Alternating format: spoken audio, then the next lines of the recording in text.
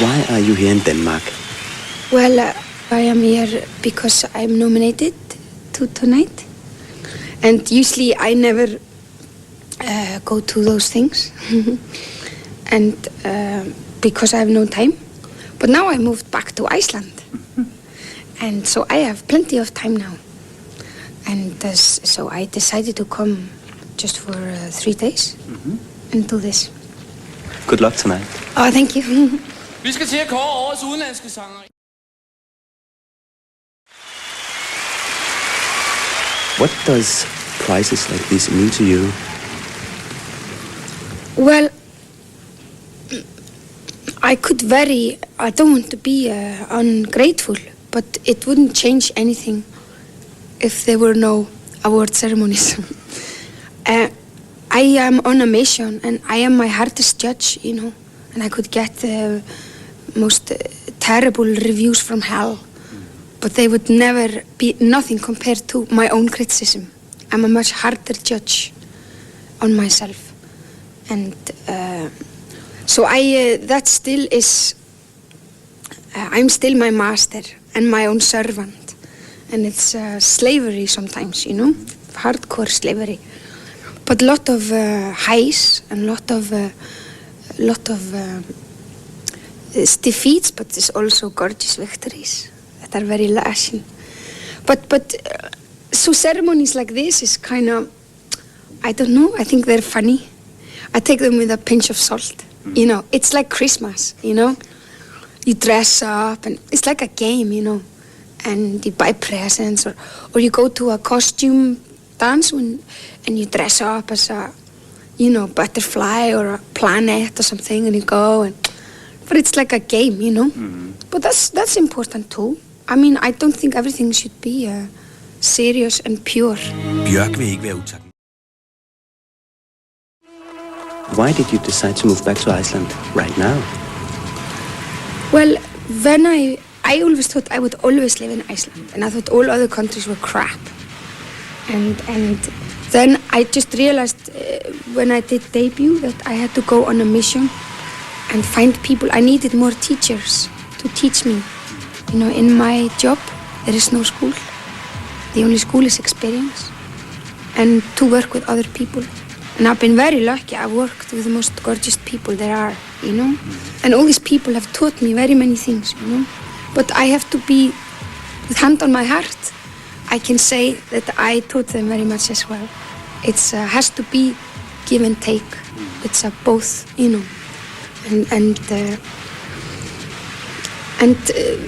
But I think I don't thrive in cities. It's not my element. I just go very.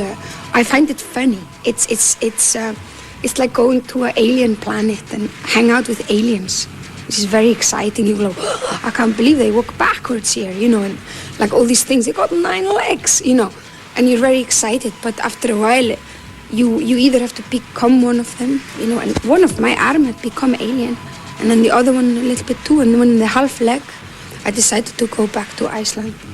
But it's easy in my job, especially with the internet and with fax and everything. I can work in Iceland very easy. Now that I've gathered an experience last 4 years to work in a studio and make my idea, what's in my head, become audible for other people, which is literally a dream come true.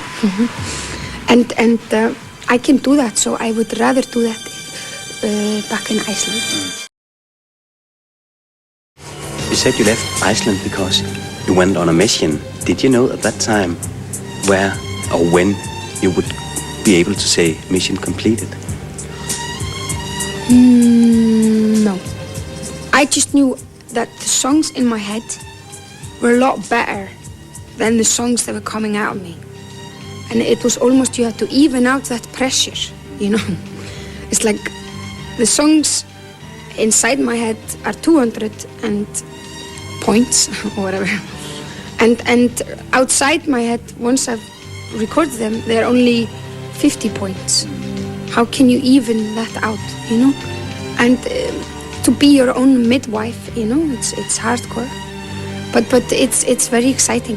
But I have always been aware, because I have quite an active family. All my family, they go stronger and stronger.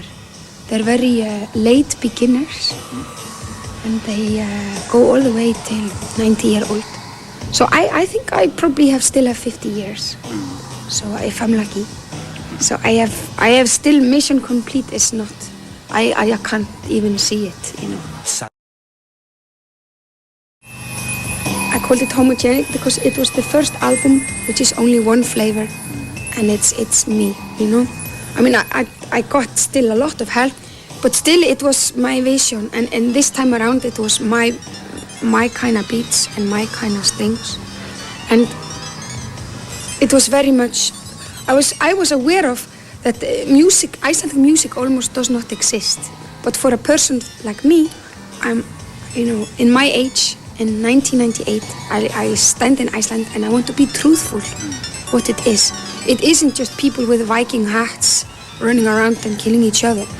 I mean, that's the image people have of Vikings, you know, and that is 1,000 years ago. Like, please, you know. But today, it's Iceland has got nature.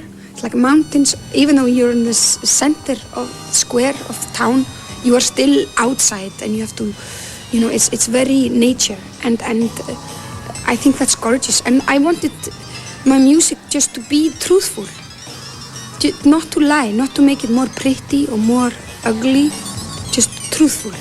I am the most Icelandic bastard there is, you know. I am so patriotic, I could be arrested for it, you know. If you are born somewhere and your father is from there and your mother is there from there, and you have 1,000 years of cells inside your body and genes who make up the person you are, and culture and tradition, I think you cannot escape it. You are Icelandic. I mean, and you are Danish, you know? And you could put me on Mars and I would still be Icelandic. The new album, in the song Hunter you sing, I thought I could organize freedom. How Scandinavian of me. This Scandinavian way of thinking, is that optimistic or just naive? Well, in Iceland, we hate the Danish and the Swedish and the Norwegians. It's just like, you know, the French and the English are always making jokes about each other. Icelandic people like Finnish people. We think we are like the Finnish, you know. And maybe just because we were a colony, you know. And to call something Scandinavian in Iceland is almost like, ugh, you know. And in Iceland it's because Icelandic people are more anarchists, they're more rebels, they're more a bit crazy, you know. And very chaotic energy, lot of energy, but very chaotic. So for us to be organized like a Scandinavian is not very, it's not a compliment. And to actually sit down with a pencil and paper and a ruler and try to organize freedom, it's hilarious, you know. But still, probably the reason why Scandinavians annoy Icelandic people so much is probably because we are quite Scandinavian, you know. It would only upset us if that would be the fact. So I have quite a lot of that in me, I think. I am like very... So sometimes when something beautiful comes, like a gorgeous feeling, which is just, say for example, like love, which is just an animal in its own right, you know, and does whatever it wants to, and to sit down and try to organize it and predict it where it goes next, it's a very silly thing to do.